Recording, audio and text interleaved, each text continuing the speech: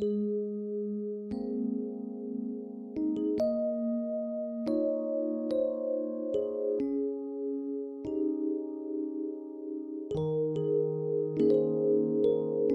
crois que c'est la rencontre de ma vie, c'est un peu fou mais je le sais. Je le sens présent dans mon esprit, je savais même pas que ça existait. Je crois que le destin m'a fait une fleur, et peut-être même un bouquet. Dedans il y a 1 millier de couleurs, toute une palette que j'ignorais. Dans cette histoire, il n'y a pas vraiment de début, j'étais pas du tout préparée.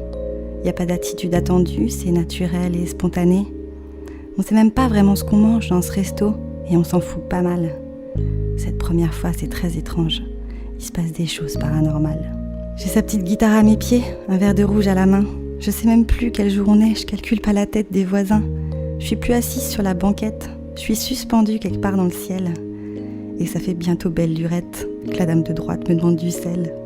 Je suis plus là, je suis plus ici, je suis dans le désert, ça se voit pas. Au clair de lune, loin de Paris, à 10 000 lieues et même au-delà. Il y a des Touaregs et des étoiles, des mots qui volent, des là, des si.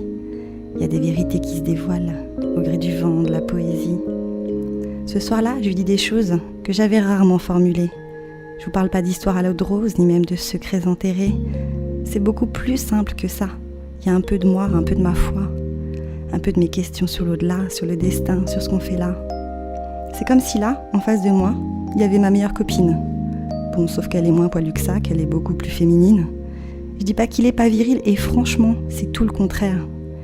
Mais il a la force tranquille qu'ont rarement les hommes ordinaires. Dans son regard, il y a la lumière de celui qui cherche la vérité. Son esprit est tellement ouvert qu'il va plus loin que la Voie lactée. Je sais déjà que notre histoire sera aussi forte que fragile. Mais en tout cas, il n'y aura pas de possession, de pouvoir, de choses stériles. En tout cas, on se dirige vers sa voiture, une vieille carcasse préhistorique. D'ailleurs, sincèrement, ça me rassure, lui au moins, il est authentique.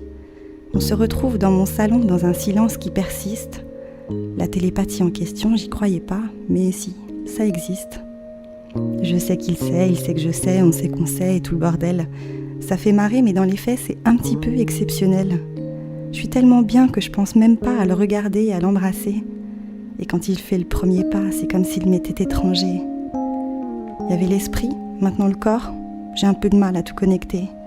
Ça fait beaucoup, c'est un peu fort, mais je me laisse quand même approcher. Nos bisous, j'ai même pas de mots. C'est le Big Bang de la douceur. J'ai l'impression d'être une ado, je pourrais faire ça pendant des heures.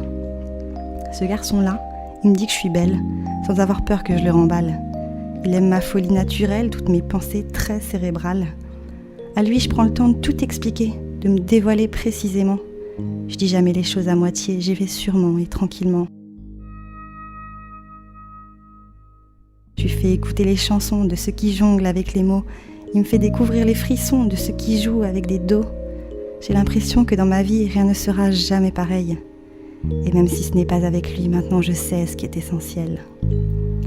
Dans les synonymes de l'amour, je choisis la reconnaissance, le respect, la tolérance, l'humilité, la bienveillance, l'élévation, la liberté, l'estime de soi, la connaissance, les horizons, les vérités et même le partage des silences.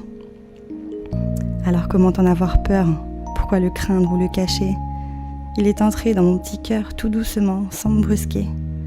Oui, le destin m'a fait une fleur et même un gros bouquet. Et puis dedans, il y a plein de couleurs. Et puis maintenant, moi je les connais.